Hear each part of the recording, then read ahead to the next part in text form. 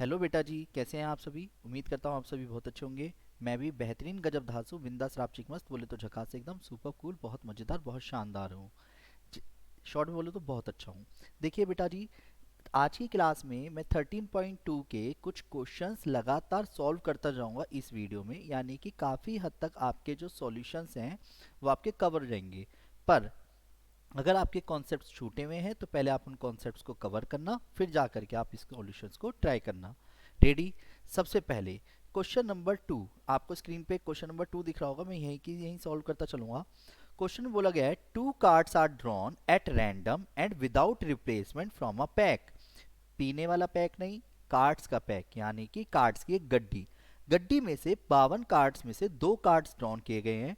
वो भी कौन से कार्ड्स हैं? According to question black cards. तो इसे दो तरीके से कर सकते हैं। तो पहला ब्लैक कार्ड निकालने की प्रोबेबिलिटी क्या होगी? 26/52। खुद सोचो, अगर कार्ड की गड्डी में से एक कार्ड मैंने निकाल लिया है और उसके बाद फिर से कार्ड निकाल रहा हूँ विदाउट रिप्लेसमेंट, यानी कार्ड की गड्डी में से एक कार्ड कम हो चुका है ऑलरेडी, तो फिर से ब्लैक निकालने की प्रोबेबिलिटी क्या होगी? 25/51। कैलकुलेशन कर लोगे? बोलो हाँ। टू। तो आंसर आ गया 25/102। ये क्लियर है? बोलो हाँ। दोबारा से same. Question number 3। A box of oranges is inspected by examining three randomly selected oranges drawn without replacement। फिर से without replacement है। If all the three oranges are good, तीनों की तीनों गुड होने चाहिए। अब बात आती है box is approved for sale, otherwise it is rejected. अगर तीनों के तीनों ऑरेंजेस अच्छे होंगे, बॉक्स के अंदर से जब तीन ऑरेंज सिलेक्ट किए जाएंगे तभी बॉक्स सेल के लिए अप्रूव होगा, अदरवाइज रिजेक्ट कर दिया जाएगा। अब क्वेश्चन में क्या बोला गया? Find the probability that a box containing 15 oranges. तो पहले क्या करा करो, अपने लिए एक बॉक्स बना लो साइड में, ठीक है। जैसे आप एक बॉक्स बनाओगे तो बॉक्स बनाते ही आपके सामने एक पिक्चर बनेगी कि यार 15 ऑरेंजेस थे जिसमें से 12 तो अच्छे थे, ठीक है, और तीन बेकार थे, तीन बैड है। तो और आपको पहला ऑरेंज जो निकालना है वो भी ऑरेंज अच्छा होना चाहिए, दूसरा भी अच्छा होना चाहिए, तीसरा भी अच्छा होना चाहिए। तो बहुत सिंपल सा क्वेश्चन है। रिक्वायर्ड प्रोबेबिलिटी जब मैं बोलूंगा तो पहला गुड ऑरेंज निकालने की प्रोबेबिलिटी क्या होगी, अच्छा ऑरेंज सिलेक्ट करने की प्रोबेबिलिटी क्या होगी? कॉम्बिनेशन से करते हैं तो 12C3/15C3 आ जाएगा। पर वेट, अच्छा ऑरेंज सिलेक्ट करने की प्रोबेबिलिटी क्या होगी? 12/15, क्योंकि अच्छा ऑरेंज सिलेक्ट करने की प्रोबेबिलिटी 12/15। अब एक ऑरेंज कम हो चुका है अच्छा वाला, तो अच्छा वाला ऑरेंज कितने बचेंगे अब? 11। टोटल कितने बचेंगे? 14। तो 11/14 इंटू 10/13 आया समझ? सक्सेसिवली ड्रॉन यानी एक के बाद एक के बाद एक। जब मैं पहला ऑरेंज सिलेक्ट करूंगा तो 12/15, फिर 11/14, फिर 10/13। क्लियर है बेटा? बोलो हाँ। कैलकुलेशन आप कर ही लेंगे, यहाँ तक कोई दिक्कत तो नहीं है? शाबाश, वेरी वेरी गुड। नेक्स्ट, इसके बाद अगले पे आते हैं। उसने क्वेश्चन में, फिफ्थ क्वेश्चन में बोला गया है a die is marked 1 2 3 in red and green वाले पे क्या मार्क किया गया है? 4 5 6। एक डाई को टॉस किया गया है, ग्रीन और red. A be the event that number is even. तो एक चीज बताओ, इवन नंबर को डिनोट कर रहा है तो ए के अंदर कौन कौन आ जाएगा बताओ? ए के अंदर आ जाएगा 2 4 6। सैंपल स्पेस क्या हो जाएगा अकॉर्डिंग टू क्वेश्चन? 1 2 3 4 5 6। और बी इवेंट में क्या बोला गया है? Red number. रेड नंबर के लिए कौन कौन सा आ जाएंगे? 1 2 3। एक तो ये लैंग्वेज समझ आनी है। अब क्वेश्चन में इंडिपेंडेंट चेक करना है। इंडिपेंडेंट इवेंट्स उन इवेंट्स को बोलते हैं जब दो या दो से ज्यादा इवेंट्स, क्या बोला बेटा जी मैंने? जब दो या दो से ज्यादा इवेंट्स, आ रहा है समझ बेटा? बोलो हाँ। तो जब दो या दो से ज्यादा इवेंट्स की इंटू करने पर इंटरसेक्शन इंटू के बराबर आए। ये क्लियर है? हाँ। तो विभा प्रेजेंटेशन, ओके बेटा। प्रेजेंटेशन बता देता हूँ। तो पहले इसको समझो, प्रोबेबिलिटी ऑफ ए क्या हो जाएगा? 3/6। प्रोबेबिलिटी ऑफ बी क्या हो जाएगी? 3/6। और ए इंटरसेक्शन बी, पहले आप इनसे ए इंटरसेक्शन बी खुद से निकाल लेना जो कि 2 है। तो probability of A intersection B क्या हो जाएगी अकॉर्डिंग टू क्वेश्चन? 1/6। अब probability of A intersection B, probability of A intersection B is equal to probability of A into probability of B बराबर होनी चाहिए। तो 1/6 इज इक्वल टू 3/6 इंटू 3/6 होनी चाहिए। तो क्या 1/6 1/4 के बराबर है? नहीं है। तो जिसकी वजह से हम क्या कहेंगे, A and B are not independent events. ये क्लियर है? बोलो हाँ। In independent events. आया समझ? बोलो हाँ। चलिए, अभी जो क्वेश्चन मैंने 3-2 करा था उसकी प्रेजेंटेशन को समझने की कोशिश करते हैं। जब आप ऐसे लिखा करो ना, बोथ कार्ड्स आर ब्लैक, तो बेटा प्रेजेंटेशन के केस में ऐसे लिखा करो। पहला क्वेश्चन नंबर 2 कि black 1 black 2 B1 B2 drawn करने हैं दो ब्लैक कार्ड्स को। तो पहले ब्लैक कार्ड निकाली इनटू फिर दूसरी ब्लैक बॉल निकाली है पहली ब्लैक बॉल के निकालने पर। क्लियर? इतना ही बहुत है। अगर आपको ये समझना है तो आप ऐसे हेडिंग डाल दे करो, रिक्वायर्ड प्रॉप। ठीक है? और अगर B1 B2 समझना है तो लिख दो बोथ बॉल्स आर ब्लैक। ठीक है? तो पहली ब्लैक बॉल निकाली 26/52, पर जब दूसरी ब्लैक बॉल निकाली उसका असर पड़ा, यानी पहली ब्लैक बॉल के निकलने पे दूसरी ब्लैक बॉल, तो 25/51। ये क्लियर है? बोलो हाँ। ऐसी थर्ड क्वेश्चन में 3 ऑरेंजेस निकालने हैं, O1 intersection O2 intersection O3। All 3 oranges are good. तो उसमें कैसे करेंगे, पहले O1 पहला ऑरेंज मल्टीप्लाई में, फिर दूसरा ऑरेंज कब निकला, पहला ऑरेंज निकलने पे, और तीसरा ऑरेंज कब निकला, पहला इंटरसेक्शन दूसरा ऑरेंज एक साथ निकलने पे। ये प्रेजेंटेशन हो गई। पहला ऑरेंज निकालने की प्रोबेबिलिटी 12/15,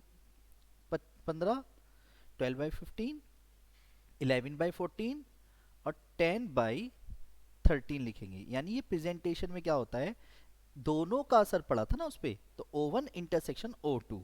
क्लियर है? यानी दो ऑरेंज जिस निकालने के बाद तीसरा ऑरेंज निकला है। ठीक है? आया समझ बेटा? बोलो हाँ।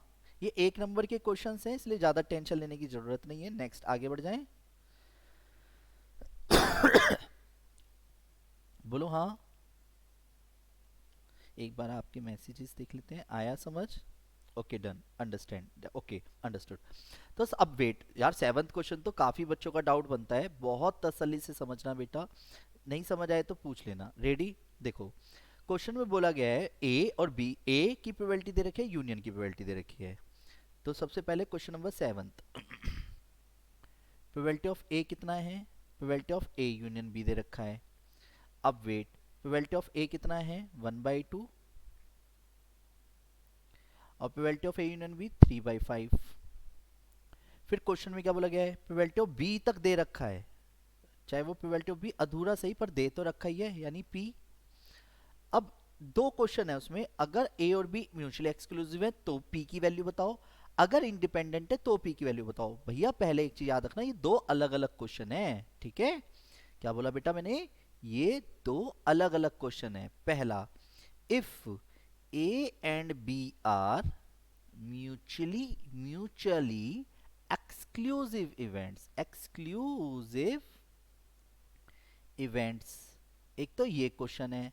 फिर दूसरा क्वेश्चन उसका क्या है, if A and B are independent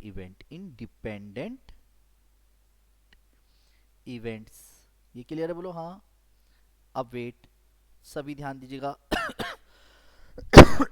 A and B जब म्यूचुअली एक्सक्लूसिव बोलता है तो म्यूचुअली एक्सक्लूसिव का फॉर्मूले में याद रखना, A union B is equal to probability of A plus probability of B तो होगा, पर म्यूचुअली एक्सक्लूसिव होने की वजह से जो probability of A intersection B होती है वो किसके बराबर हो गई, 0 के। एक तो ये याद रखना। तो probability of A union B क्या हो जाएगा 3/5, प्रोबेबिलिटी ऑफ ए क्या हो जाएगी 1/2, प्रोबेबिलिटी ऑफ बी क्या हो जाएगा पी। तो अकॉर्डिंग टू क्वेश्चन पी की वैल्यू क्या रहेगी 3/5 माइनस 1/2, 6 माइनस 5/10, तो आंसर आ गया 1/10। पहला क्वेश्चन क्लियर है? फॉर्मूला तो वही था, probability of A intersection B, पर इंटरसेक्शन की जो प्रोबेबिलिटी है वो 0 होती है जब दो इवेंट्स इनटू के बराबर द्वारा से। इंडिपेंडेंट के केस में फिर से समझते हैं, ए यूनियन बी का वी नो दैट करके, ए यूनियन बी का फॉर्मूला मेन वही है, probability of A plus probability of B minus probability of A intersection B. पर इंडिपेंडेंट में अगर आपको याद हो, इंडिपेंडेंट में क्या बताया गया है, if A and B are independent, if A and B are independent, तो याद रखना इंडिपेंडेंट के केस में probability of A intersection B किसके बराबर होती है बेटा, probability of A into probability of B के। तो probability of A union B क्या हो गया 3/5, प्रोबेबिलिटी ऑफ ए क्या हो गया 1/2, ये पी, और probability of A according to question 3/5 into P रख देना, क्यों, क्योंकि इंटरसेक्शन इंटू के बराबर हो गया। नहीं आया समझ, अब कैलकुलेशन कर लेंगे, 3/5 minus 1/2, 5p minus 3p upon 5, तो क्या रहेगा 1/10 is equal to 2p/5। Calculation एक बार चेक कर लेते हैं, 5 माइनस 3 2/5, 3 दूनी 10, 10/6 माइनस ठीक है ठीक है ठीक है, यहाँ तक ठीक है।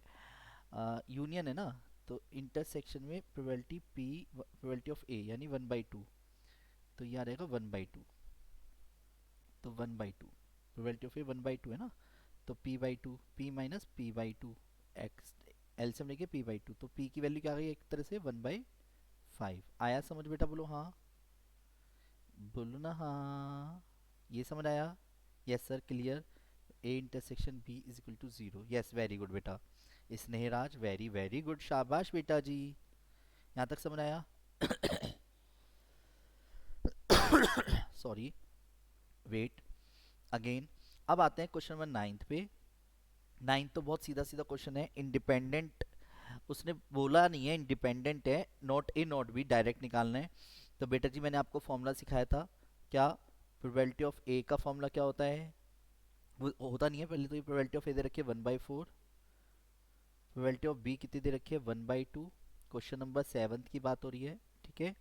प्रोबेबिलिटी ऑफ ए पता है, प्रोबेबिलिटी ऑफ बी पता है, और probability of A intersection B पता है, probability of A intersection B is equal to 1/8 है, यहाँ तक कोई दिक्कत।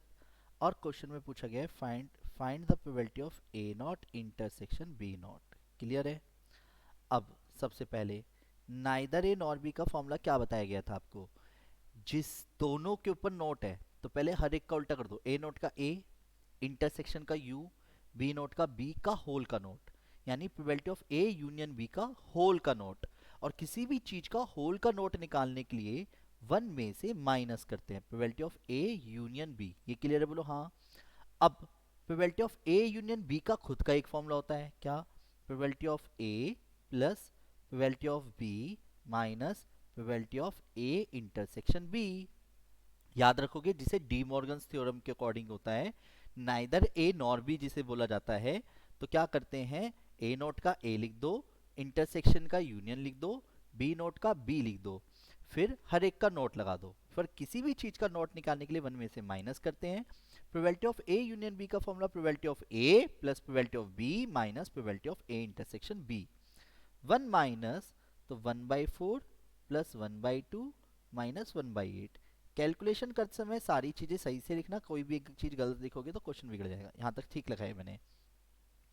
अब चाहे तो यहीं की यहीं एलसीएम ले लो, 4 2 जा 8, 2 2 4 जा 8 माइनस 1, तो 1 माइनस 4 2 6 और 1 5/8, तो एट द एंड आंसर क्या आ गया 3/8। आया समझ बोलो हाँ, यहाँ तक कोई दिक्कत है। नेक्स्ट अगले पे आते हैं, फिर आते हैं क्वेश्चन नंबर 12। देखिए कई बच्चों का क्वेश्चन नंबर 12 डाउट बनता है, पर अब ये डाउट बनना नहीं चाहिए, क्योंकि इंडिपेंडेंट के केस में एटलीस्ट वंस वाले केस में मैंने आपको बताया था, याद दिलाऊंगा। थोड़ा सा कम समझ आए तो कंफ्यूज मत होना, क्योंकि फोर्थ एक्सरसाइज होने के बाद ये क्वेश्चन ईजी लगने लगेगा आपको, ठीक है।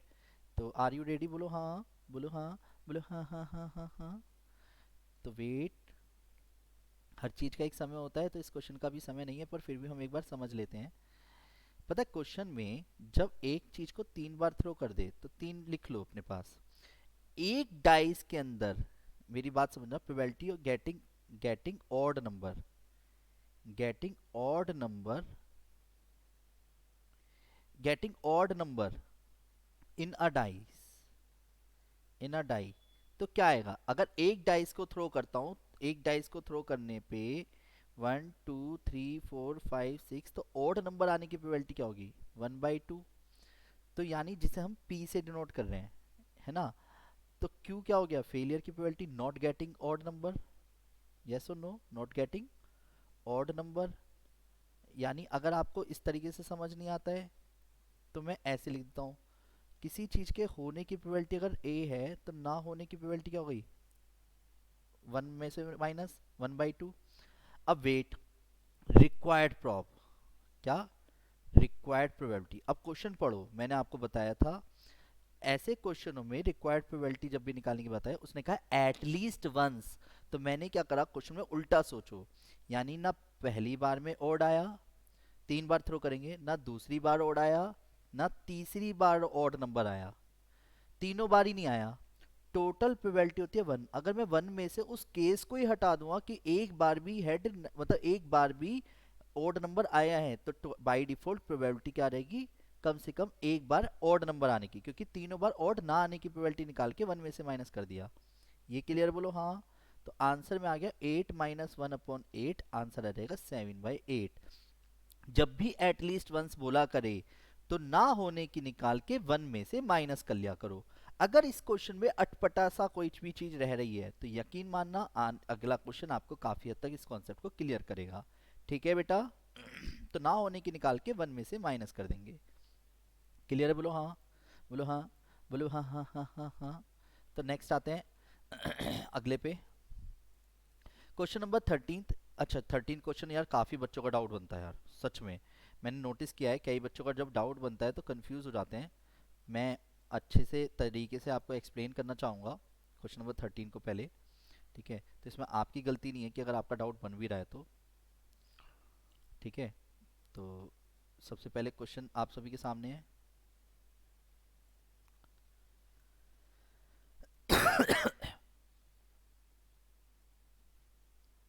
रेडी, बोलो हाँ। देखिए, सबसे पहले क्वेश्चन को आराम से रीड कर लेते हैं। पहला क्वेश्चन, उसने पहले क्वेश्चन में क्या बोला है, 2 balls are drawn at random with replacement from a box containing 10 black and 8 red balls। तो सबसे पहले एक बैग बना लो अपने माइंड में, क्योंकि बार बार उसी बैग में से बॉल्स निकाली जाएंगी। तो उस बैग के अंदर कितनी रेड बॉल्स और कितनी ब्लैक बॉल्स हैं, 10 तो ब्लैक बॉल्स हैं जिससे मुझे क्वेश्चन को बार बार पढ़ना ना पड़े, और 8 रेड बॉल्स हैं तो रेड बॉल्स निकाल ली। 2 balls आर ड्रॉन, क्या बोला मैंने, अकॉर्डिंग टू क्वेश्चन पहली बोल दिया गया है कि 2 balls आर ड्रॉन। अब विद रिप्लेसमेंट बोल दिया है, विद 2 balls आर ड्रॉन यानी कॉम्बिनेशन नहीं लगाएंगे, याद रखना, यानी विद रिप्लेसमेंट यानी बैग में इस बार बॉल कम नहीं होंगी। क्लियर है। तो पहला क्वेश्चन है probability both balls are red, ऐसे ही कर देना प्रेजेंटेशन। अब इसकी कोई प्रेजेंटेशन में वो मत करना, R1 R2 डायरेक्ट है। तो पहले रेड बॉल निकालने की प्रोबेबिलिटी क्या रहेगी, 8/10 इंटू, अब सुनो बैग के अंदर बॉल कम नहीं हुई है, जितनी बॉल पहले थी उतनी अभी भी है। तो पहली रेड बॉल निकालने की प्रोबेबिलिटी अगर 8/10 18 है, तो दूसरी रेड निकालने की भी 8/18 होगी, 8/18 होगी। सोचो क्यों, क्योंकि क्वेश्चन के अकॉर्डिंग बॉल्स कम नहीं हुई हैं। क्लियर है। तो क्या रहेगा, 4/9, 4/9 एट द एंड, 4×16/81। क्लियर है बेटा, बोलो हाँ। दूसरी लैंग्वेज पढ़ते हैं। क्वेश्चन के नंबर 2 में बोला गया है प्रोबेबिलिटी फर्स्ट बॉल, अब उसने नाम दे दिया, फर्स्ट एंड सेकंड नाम दिया है। अगर वो बोल रहा है खुद से कि फर्स्ट तो होनी चाहिए इस ब्लैक एंड सेकंड होनी चाहिए रेड, तो यानी आपको क्वेश्चन के अकॉर्डिंग पहली पे ब्लैक और दूसरी पे रेड ही रखनी पड़ेगी, आगे पीछे चेंजेस नहीं कर सकते। तो पहली ब्लैक निकालने की प्रोबेबिलिटी क्या होगी, 10/18 इंटू रेड निकालने की प्रोबेबिलिटी क्या होगी, 8/18। तो आंसर काट पीट करके क्या रहेगा, 5×4/9 इंटू 9, तो 5×4 = 20/81। ये क्लियर, बोलो हाँ। तीसरा पॉइंट पे आते हैं, यहाँ तक समझ आया मेरे प्यारे प्यारे बच्चों? विभा, अंश, ठीक है, नेक्स्ट आते हैं। फिर प्रोबेबिलिटी, अब आपको क्या चाहिए? वन ऑफ देम, यहाँ खेल हुआ है, one of them is a black. भाई पहले भी तो ये निकाली हमने, ना ना ना ना, इस बार अदर वर्ड यूज किया है, अदर इज रेड। अब आप अपने हो इसलिए मैं यहाँ पे सिस्टमेटिकली लिख के दिखा देता हूँ। एक्चुअल में इसका मतलब है या तो पहले ब्लैक निकल सकती थी, फिर रेड निकल सकती थी, प्लस फिर रेड निकल सकती थी, फिर ब्लैक निकल सकती थी। यानी पहले ब्लैक या फिर रेड या फिर रेड या फिर ब्लैक, यानी दो केस बन गए। तो पहले ब्लैक निकलती 10/18, तो रेड निकालने की 8/18, प्लस फिर रेड निकलती 8/18, तो 10/18। तो 18 और यहाँ पे काट पीट करके क्या आएगा? 20/81 इंटू 20 2। डन, क्लियर है? तो आंसर क्या आ गया? 40/81। यहाँ तक कोई दिक्कत है? जल्दी से रिप्लाई कीजिए।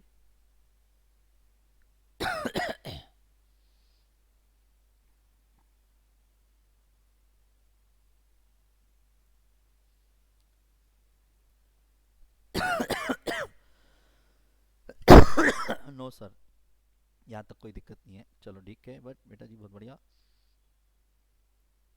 ओके, नेक्स्ट आते हैं अगले पे। अब आते हैं, अगला क्वेश्चन है आपका 14th तो यार कई बार बताया हुआ है, बहुत अच्छे से समझ आएगा, यकीन मानना मेरे प्यारे प्यारे बच्चों। इस 14th क्वेश्चन को तसल्ली से अगर आप रीड करोगे तो उसने कई कई बार एक ही बात को रिपीट करा है कि इंडिपेंडेंटली है ए और बी के सॉल्व करने की प्रोबेबिलिटी। पहले तो आपने ये क्वेश्चन मैं उम्मीद करता हूँ पढ़ ही लिया होगा जब हम डाउट्स की तरीके से ट्रीट कर रहे हैं तो, ठीक है। फिर भी अगर नहीं समझ आता है तो बहुत तसल्ली से सुनना समझना और फिर बोलना, ठीक है? रेडी? बोलो हाँ, बोलो हाँ, बोले हाँ हाँ हाँ हाँ हाँ, बोले हाँ, बोले हाँ, बोले हाँ हाँ हाँ हाँ हाँ। ओके, तो बेटा जी ठीक है, 3।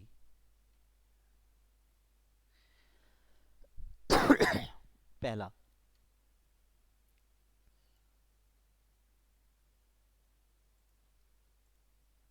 क्वेश्चन में बोला गया है प्रोबेबिलिटी बतानी है both problem solve the independently, यानी ए की प्रोबेबिलिटी क्वेश्चन में क्या दे रखी है सॉल्व करने की? ए की प्रोबेबिलिटी हो गई 1/2, और बी के भी सॉल्व करने की प्रोबेबिलिटी क्या हो गई? 1/3। तो एक चीज बताओ, ए के सॉल्व ना करने की प्रोबेबिलिटी क्या हो रहेगी? 1/2, और बी के इंडिपेंडेंटली सॉल्व ना करने की प्रोबेबिलिटी क्या रहेगी? 2/3। जब हमारे को किसी चीज के होने की पता है तो ना होने की हम निकाल देंगे। यस और नो? सुनो बेटा जी, इस क्वेश्चन को मैं 3 तरीके से करना चाहूंगा आपके लिए, जिससे आपके आने वाले समय में ये डाउट्स बिल्कुल ना के बराबर हो सके। रेडी? बोलो हाँ। वेट, सभी प्यारे प्यारे बच्चों ध्यान दीजिएगा, ये पहला पार्ट ही कर रहा हूँ मैं, पहला पार्ट ही कर रहा हूँ। यानी प्रोबेबिलिटी जो फाइंड कर रहा हूँ वो मैं द प्रॉब्लम इज सॉल्व्ड की ही कर रहा हूँ। प्रॉब्लम इज सॉल्व्ड, क्या बोला मैंने? प्रॉब्लम, यहाँ पे लैंग्वेज में लिख देता हूँ शॉर्ट में, प्रॉब्लम इज सॉल्व्ड। क्वेश्चन पढ़ रहे हो आप सब बेटा? फिर से रिपीट कर रहा हूँ, इसका ऑल्टरनेटिव मेथड, एक और तरीका, यानी फिर से ऑल्टरनेटिव, यानी एक ही क्वेश्चन को करने के 3 तरीके बता रहा हूँ, ऑल्टरनेटिव मेथड। ठीक है? Problem is solved, problem is solved. पहले एक चीज समझो, मैंने अपने सामने किसी बच्चे को, 2 बच्चे को बुलाया और मैंने कहा बेटा ये आपको ना एक क्वेश्चन दे रहा हूँ, आप में से कोई भी एक जना सॉल्व करो, बस मुझे इतना पता है ये क्वेश्चन पेपर सॉल्व होना चाहिए। तो आपके दिमाग में क्या आया? मैंने सिंपल ये कहा कि मुझे नहीं पता, बस मुझे ये क्वेश्चन पेपर सॉल्व चाहिए। क्लियर? कोई भी आंसर दे दो चाहे, तो आपका माइंड क्या करेगा? सर इतनी सी बात, तो यानी कि या तो ए दे दे, बी ना दे तो भी सॉल्व हो जाएगा, बी दे दे, ए ना दे तो भी सॉल्व हो जाएगा, या फिर अकॉर्डिंग टू क्वेश्चन क्या हो जाएगा, दोनों। ये क्लियर है, बोलो हाँ। इंडिपेंडेंट का सबसे बड़ा बेनिफिट क्या होता है, इंडिपेंडेंट ए और बी इंडिपेंडेंट है तो probability of A into probability of B not लिख सकता हूँ, इंटरसेक्शन इंटू में तब्दील हो जाता है, probability of B probability of A not लिख सकता हूँ, और probability of A into probability of B.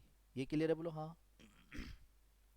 1/2 2/3 plus probability of B कितनी है 1/3, प्रोबेबिलिटी ऑफ ए नॉट कितना है 1/2, और ये 1/2 इंटू 1/3, यानी दोनों सॉल्व कर दें, या तो ए सॉल्व कर दे या बी सॉल्व कर दे या दोनों सॉल्व कर दें। तो 2 + 1 + 1 divide by 6, 4/6 at the end answer क्या रहेगा 2/3। ये क्लियर है, बोलो हाँ। यहाँ तक कोई दिक्कत तो नहीं है, यहाँ तक कोई दिक्कत तो नहीं है। अब इसी तरीके से प्रॉब्लम इज सॉल्व्ड, दोबारा समझना, प्रॉब्लम इज सॉल्व्ड का जो एक्चुअल में सेंस निकलता है दूसरा समझना, इसे वो एटलीस्ट वंस भी बोल सकता था, एटलीस्ट वंस। और एटलीस्ट वंस का मतलब अभी बताया कि यार ये भी तो हो सकता है, मैंने कहा यार दोनों ही सॉल्व नहीं कर रहे, उसकी प्रोबेबिलिटी मुझे पता है, और टोटल होता है 1 में से अगर मैं वो केस ही हटा दूं दोनों के सॉल्व ना करने की, तो कोई ना कोई तो सॉल्व करेगा ना उस आंसर को। तो यानी इस क्वेश्चन का आंसर उल्टा सोचा जाएगा, ऐसे ना ए ने सॉल्व करा ना बी ने सॉल्व करा, जबकि इसका मतलब ये बिल्कुल भी नहीं है। प्रॉब्लम इज सॉल्व्ड का मतलब क्या, कोई एक करे, कम से कम एक करे या दोनों करे, मैंने कहा दोनों ने ही नहीं करा, तो 1 में से हटा दो, कोई ना कोई तो सॉल्व करेगा, क्योंकि मैंने वो केस ही हटा दिया। तो probability of A not probability of B not, ये क्लियर है, बोलो हाँ। तो 1 - 1/2 इंटू 2/3, तो एट द एंड आंसर क्या आ गया 6 - 2 divide by 6, 4/6 at the end answer आ गया 2/3। ये क्लियर है, बोलो हाँ। फिर दोबारा से एटलीस्ट वंस, फिर समझना एटलीस्ट वंस का मतलब होता क्या है। मैंने आपको जिस दिन एक दिन थ्योरेटिकल पार्ट बताया था, मल्टी मतलब बहुत सारी थ्योरी बताई थी पहली वीडियो में ही, बहुत तसल्ली से बताया था, उसके अंदर एटलीस्ट वंस में मैंने ये बताया था इसका मतलब यूनियन होता है। क्या होता है, यूनियन, यानी दो चीजों के बीच में यूनियन निकालने के लिए बोल रहा है। तो इसका मतलब क्या हो गया, एक तरह से ए यूनियन बी निकालना है। और probability of A union B का फॉर्मूला क्या होता है, प्रोबेबिलिटी ऑफ ए, याद है probability of A union B का formula, probability of A union B का फॉर्मूला होता है probability of A plus probability of B minus intersection. और इंडिपेंडेंट होने की वजह से प्रोबेबिलिटी ऑफ ए तो लिख देंगे 1/2, प्रोबेबिलिटी ऑफ लिख देंगे 1/3, और इंटरसेक्शन में इंटू के बराबर हो जाएगा 1/2 इंटू 1/3। तो एट द एंड आंसर क्या आया हमारा, क्या आया, वही सेम 6, 3 + 2 - 1 4/6 यानी 2/3।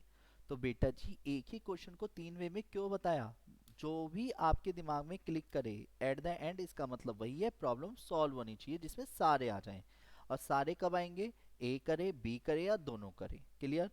और इसका जो दूसरा वाला पॉइंट है बहुत ही क्लियर है, दूसरे वाले पार्ट में क्या बोला गया है, exactly exactly one of them solve the problem.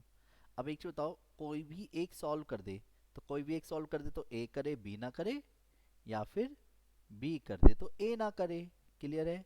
तो probability of A probability of B not plus probability of B probability of A not. अब इसकी वैल्यू क्लियर है 1/2 इंटू 2/3 प्लस 1/3 इंटू 1/2, कैलकुलेशन करते हैं 2 + 1 डिवाइड बाई 6 3/6 यानी 1/2। आया समझ बेटा, बोलो हाँ। यहाँ तक कोई दिक्कत तो नहीं है। नेक्स्ट, इसके बाद आपका जो क्वेश्चन नंबर डाउट है 16th क्वेश्चन आप ओरली ही समझ जाओगे। देखिए क्वेश्चन में ना 16th क्वेश्चन में हिंदी न्यूज़पेपर की प्रोबेबिलिटी दे रखी है। ऐसे लिख लो, हिंदी की प्रोबेबिलिटी 60/100, काट पीट मत करना, ठीक है। इंग्लिश न्यूज़पेपर को रीड करने की प्रोबेबिलिटी 20/100, वो 40/100। और इन एंड मतलब होता है इंटरसेक्शन, एंड मतलब इंटरसेक्शन, तो एच इंटरसेक्शन ई दे रखा है 20/100। अब पहला question, neither Hindi nor English, confuse मत होना, अभी सीखा है ताजा ताजा। मैं यहाँ पे कहो तो आपके लिए फॉर्मूला लिख देता हूँ, पर पहले आपको ट्राई करना बनता है। नाइदर हिंदी नॉर इंग्लिश अभी सीखा, क्या करेंगे दोनों का पहले नाइदर हिंदी नॉर इंग्लिश के केस में इसी पेज पे कर रहा हूँ, एच यूनियन ई का होल का नोट लिख देना। किसी भी चीज का नोट निकालना हो तो वन में से माइनस कर देंगे एच यूनियन ई को, और एच यूनियन ई का फॉर्मूला होता है probability of H plus probability of E minus probability of H intersection ई। कर लोगे बोलो हाँ, ठीक है। बी पॉइंट देखिए, बी पॉइंट पे बोला गया है if she reads Hindi newspaper, यानी हिंदी न्यूज़पेपर रीड करने पर आपको इंग्लिश न्यूज़पेपर रीड करने की बतानी है। भाई इंग्लिश न्यूज़पेपर की डायरेक्ट भी तो पूछ सकता था, पर नहीं, उसने बोला इंग्लिश न्यूज़पेपर की बताओ हिंदी न्यूज़पेपर रीड करने पे, यानी कंडीशनल प्रोबेबिलिटी हो गई, यानी पहली एक्सरसाइज। तो यानी according to question H intersection E, probability of H नीचे, अकॉर्डिंग टू क्वेश्चन 20/100 और एच यानी 60/100, तो कैलकुलेशन कितनी आ रहेगी 1/3। ऐसी दोबारा से लास्ट वाले में सी पॉइंट में क्या बोला गया, इंग्लिश न्यूज़पेपर रीड करने पर हिंदी न्यूज़पेपर की बताओ, तो हिंदी न्यूज़पेपर की इंग्लिश न्यूज़पेपर रीड करने पे बतानी है, तो Hindi intersection English divide by probability of English. Clear है बोलो हाँ। तो एच इंटरसेक्शन ई कितना आ गया, वही सिंपल 20/100, पर इस बार इंग्लिश की प्रोबेबिलिटी नीचे आएगी यानी 40/100, तो कैलकुलेशन आ जाएगी 1/2। आया समझ बोलो हाँ। तो उम्मीद करता हूँ बेटा जी आपके ये वाले क्वेश्चंस बहुत अच्छे से सिस्टमेटिकली सॉल्व हो गए होंगे। पर अगर आपको कोई ऐसी बात लगती है जो आप मेरे से कहना चाहते हैं तो आप 9891390139 पे मेरे से कांटेक्ट कर सकते हैं। और अगर किसी से रिलेटेड कोई क्वेश्चंस आपके ज़्यादा डाउट आते हैं तो एक मैसेज कर दो, वीडियो मैं आपको खुद ही शेयर कर दूंगा। और अगर वीडियो पसंद आई हो तो अपने दोस्तों के साथ वीडियो को शेयर कर लिया करें, ठीक है बेटा।